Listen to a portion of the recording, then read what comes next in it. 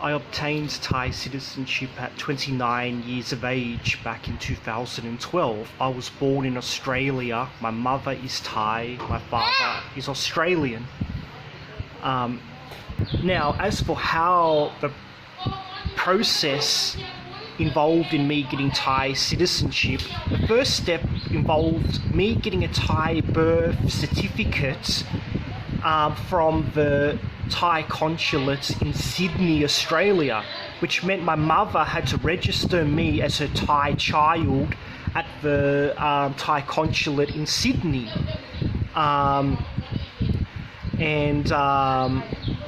It meant that I had to get photocopies of all my Australian IDs and get a Justice of the Peace to sign them. And my mother produced her Thai ID card.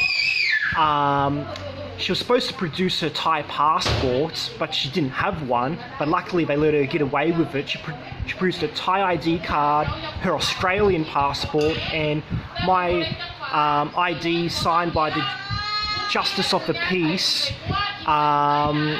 to the Thai consulate, and they gave me a Thai birth certificate. After I got my Thai birth certificate, I went to Dusit Ampur. An Ampur is a government building that records where people live, what property they own, etc. And I brought my Thai birth certificate, all my Australian IDs with me, as well as my mother's ID card and her Australian passport, since she wasn't able to go with me. But my grandmother, who is Thai, and my aunt came along, and I let them do most of the talking. My Thai grandmother added me to her Tabian Barn, which is like a house registry book. And to get a Thai ID card, you need to be on a Tabian Barn.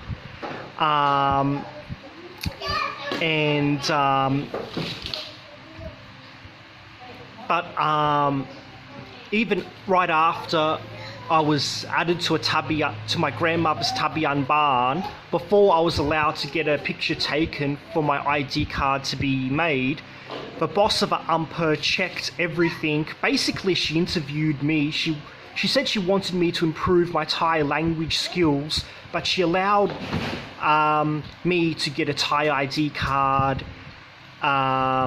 made.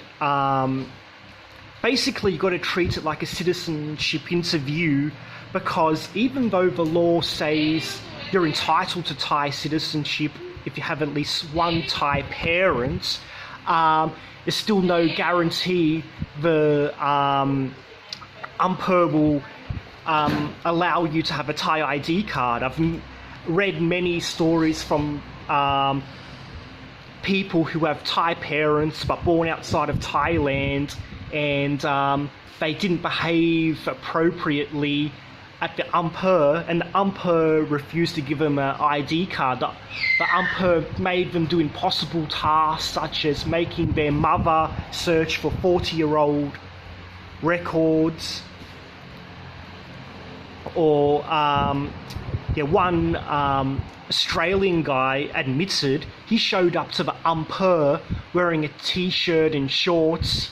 He didn't do the weigh, and even though he had Thai parents, the Ampur refused to allow him to have a Thai ID card, and he seemed to think he did nothing wrong. Anyways, like I said, you got to treat it like a citizenship interview. When I went to the Ampur, I was dressed like in formal clothing, and I used I just said little things like the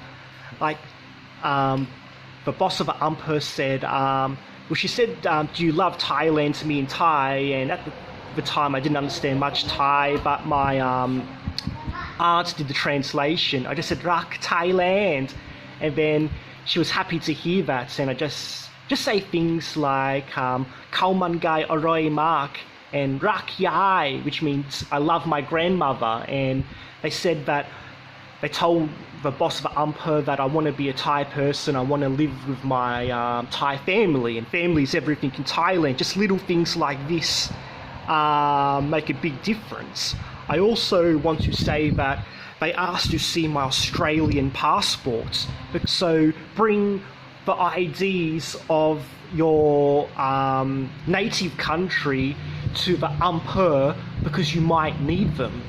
Like I said, I needed to show them my Australian passport. I'll